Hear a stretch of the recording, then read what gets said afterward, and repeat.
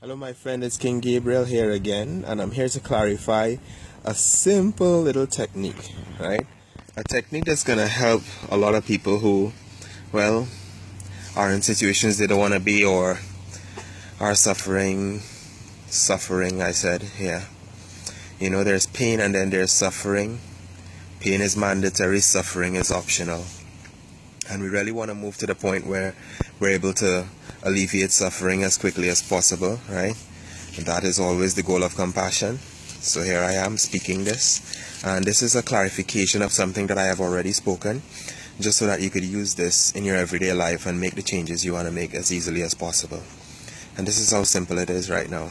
Okay, if you don't master the mind is going to be your master, right? It's either one or the other. So it's really up to us to make that difference and to not master from a place of force, but to master from a place of understanding that the mind is a tool and is meant to be used as a tool for us. Okay? So here we go. The questions that I put forth the last time, and these questions are not questions to think about forever or anything like that. They're quick questions, right? That have answers, definite answers, and end. Okay? The first one was, if you're feeling a way that you don't want to feel, or you're experiencing an experience you don't want to experience, you ask yourself, what am I feeling? And get really clear on that. Get clear on what that feeling is.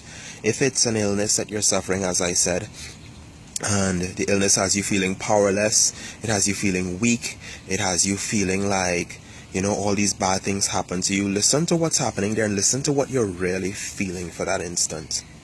And as you feel into that and you get clear on what that is, then you're able to ask yourself, what thought has me feeling this? Right? So you can get to the bottom of that and see what is the thought that actually has you feeling that, because it always looks as if the feeling is coming on its own and you have no control over it. But there's a thought that generates that feeling within you.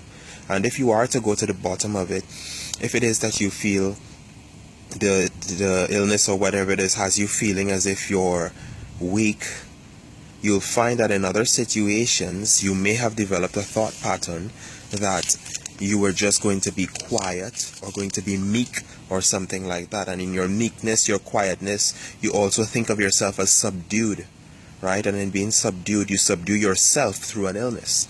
So understand that it's not coincidence that these things happen. It's always a thought in the mind using your own power that allows you to actually experience the experience that you're having, because consciousness is the only creative principle in perception, right? In the world that you experience, it's your consciousness that actually creates around that, okay? But behind the consciousness there is truth, and I am not one to speak only of consciousness, because I know there is truth beyond consciousness as well. So when you get to that point where you understand the thought that has you feeling that way, it's now time to delve a bit deeper. And this is where the true spiritual practice comes in. We've dealt with the mind in that way. We understand where it came from. Now it's time to step to the truth about it, because the truth is true and remains true at all times. Therefore, if you step forward and you realize, I cannot be weak because I have been created by the all-powerful. It is within me and around me, surrounds me, sustains my life, keeps me healthy, whole, happy, complete, perfect. In that way, when that thought is introduced, it now replaces whatever that other thought was completely. And so truth is brought to illusion, illusion disappears, and truth is present. And this is how you maintain the truth. So, the principle again, I'm going to speak it once more. The principle was, you ask, what am I feeling? And get to the bottom of that. It would most likely be in your center. You'll feel it in the close to the heart, in the stomach area for some people, right around that area. You'll feel what that really feels like, and you'll be able to translate that feeling into something that's meaningful for you. When you find whatever that meaning is that you've put on it, you get to asking, what thought has me feel this way? Get to that thought, because that thought is what's blocking you from seeing the truth in that instant.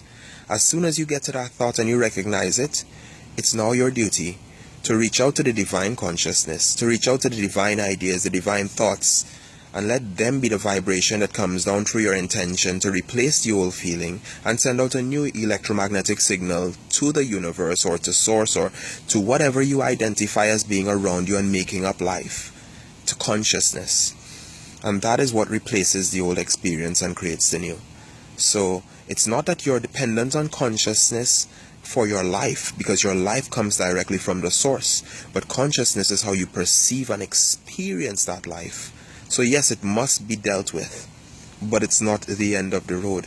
This is why we do spiritual practice. This is why we go further, because even if we were to master consciousness and master the mind, it still wouldn't be enough. There would still be a space where we knew there was something greater, something more, and that something more is the source of being. So just wanted to put out this short video right here, just for you to grasp that concept and to see that there is further to go, and always here to go with you. Eternal love and infinite peace.